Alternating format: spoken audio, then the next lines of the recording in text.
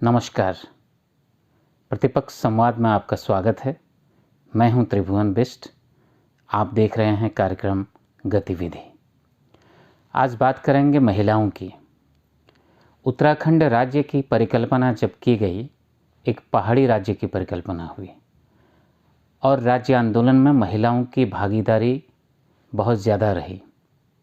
आज भी अगर हम देखते हैं, पहाड़ के अधिकांश भूभाग पर महिलाओं का श्रम, महिलाओं की भागीदारी और महिलाओं का पहाड़ के प्रति प्रेम और एक जीवट भावना के तहत ही पहाड़ आज भी सुरक्षित हैं।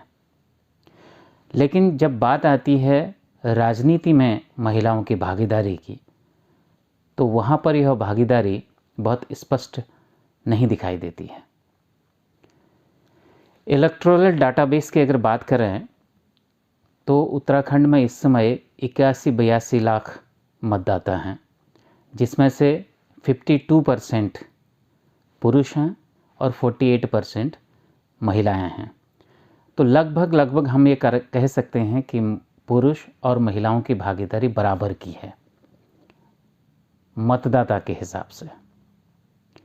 और इस पर आप देखते हैं कि दो मुख्य राजनीतिक पार्टी कांग्रेस और भारतीय जनता पार्टी ने जब टिकट वितरण किया है तो महिलाओं की उसमें क्या भागीदारी रही है। एक नारा आजकल बहुत प्रचलित हुआ है, बहुत प्रसिद्ध हो रहा है, लड़की हूँ लड़ सकती हूँ।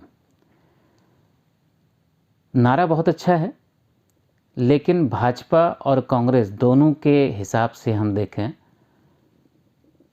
तो कोई विशेष तवज्जो इस बात को नहीं दिया गया है। भाजपा की भी अगर हम लिस्ट देखें, 70 विधानसभाओं में से केवल 8 प्रत्याशी महिलाएं हैं और कांग्रेस की अगर बात करें तो उसमें 5 प्रत्याशी महिलाएं हैं।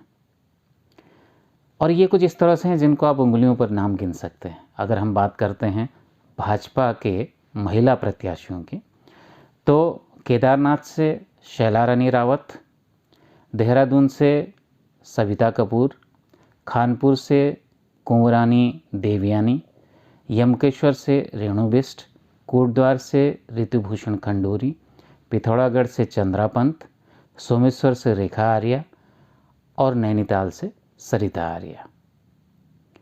अब इस पूरे टिकट वितरण को अगर हम देखते हैं तो यह चॉइस के हिसाब से महिलाओं को मैदान में उतारा गया हो या एक विशेष रणनीति के तहत महिलाओं को टिकट दी गई हो, ऐसा लगता नहीं है। ऐसी परिस्थितियां रहीं कि महिलाओं को टिकट मिल गई। अब जैसे हम बात करते हैं खानपुर की, चैंपियन कुंवर प्रणव सिंह काफ़ी विवादित रहे, चर्चा में रहे और शायद ये कारण रहा कि भारतीय जनता पार्टी ने उनको सीधे सीधे टिकट देने के बजाय उनकी पत्नी को टिकट दिया, तो यह एक महिला टिकट हुई।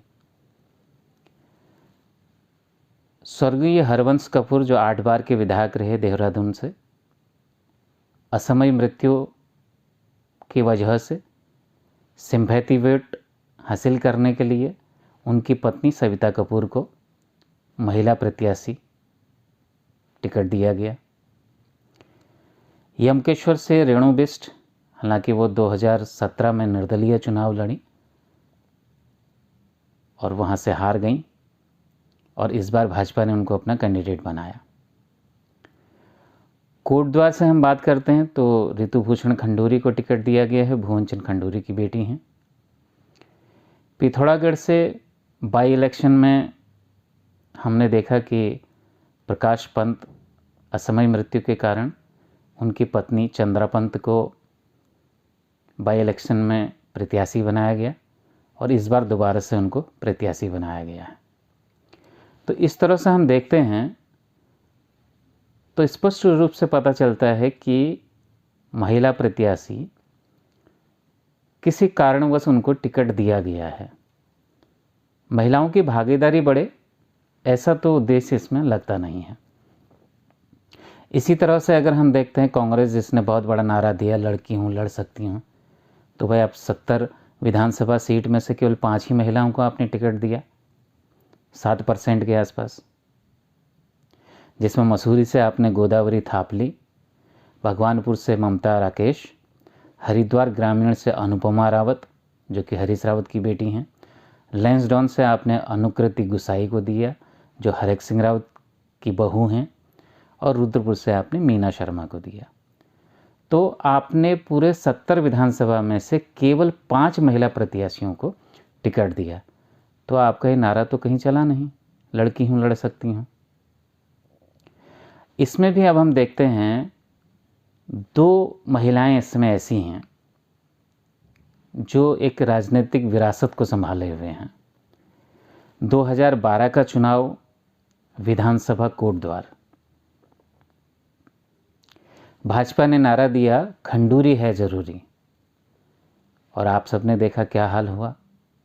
सीएम भुवन चंद खंडूरी इलेक्शन लड़ा, उन्होंने हार गए, और हारे किससे? कांग्रेस के सुरेंद्र सिंह नेगी से।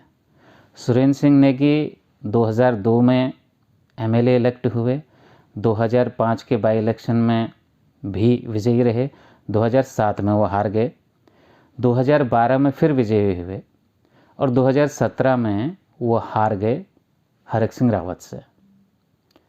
और इस बार आपको मालूम है हरेक सिंह रावत कांग्रेस में जा चुके हैं। तो इस बार जो लड़ाई है, टिकट मिला है सुरेंद्र सिंह नेगी को ही कोटद्वार से, और भाजपा ने अपना प्रत्याशी बनाया है ऋतुभूषण खंडूरी को। बहुत सारी बातें आ रही हैं कि जनता एक सिंपैथी वोट भी दे कि सीएम रहते हुए भुवन चंद खंडूरी को हराया गया, तो अब उनकी बेटी ऋतु खंडूरी, उनको यहाँ से जीत मिल सके। ये एक गणित भारतीय जनता पार्टी ने लगाया है। इसी में एक दूसरी सीट है हरिद्वार ग्रामीण की। ये भी एक राजनीतिक विरासत का मामला है। 2017 में हरीश रावत ने हरिद्वार ग्रामीण से चुनाव लड़ा, हार गए, और हारे किससे? स्वामी यतीश्वरानंद से। तो भारतीय जनता पार्टी ने तो इस बार भी स्वामी यतीश्वरानंद को ही टिकट दिया है, और कांग्रेस ने टिकट दिया है अनुपमा रावत जो कि हरीश रावत की बेटी है। यहाँ भी ये कहा जा रहा है कि अनुपमा रावत हरिद्वार ग्रामीण से लोगों के मन में जो ये टीस रह गई थी कि हरीश रावत वहाँ से नहीं जीत पाए, तो उस टीस को मिटाने का काम अनुपमा रावत करेंगे।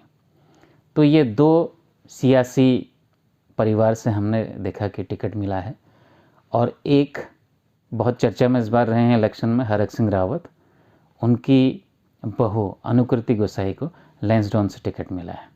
तो कमोबेश हम देखें तो दोनों पार्टियों की अगर बात करते हैं, चाहे वो भाजपा हो चाहे वो कांग्रेस हो, उन्होंने महिलाओं को आगे बढ़ाने के लिए, महिला भागीदारी बढ़ाने के लिए महिला प्रत्याशियों को टिकट दिया हो, ऐसा तो बहुत लगता नहीं है। अब देखना है, ये सारा मुकाबला दिलचस्प होने वाला है। इंतज़ार रहेगा 14 फरवरी को वोटिंग का, किस पार्टी की महिलाएं जीतकर सदन में पहुंचती हैं, उससे भी बहुत कुछ निर्धारित होगा। और उसके बाद कैबिनेट में किन महिलाओं को मंत्री बनाया जाता है, इससे भी मंशा जाहिर होती है पार्टियों की कि वो महिलाओं को लेकर कितने संवेदनशील हैं। तो ये था आज का पूरा संदर्भ कि महिलाओं को किस तरह से टिकट दी गई है उत्तराखंड चुनाव में। आगे भी इस विषय पर बात करेंगे। आज के लिए इतना ही। देखते रहिए प्रतिपक्ष संवाद।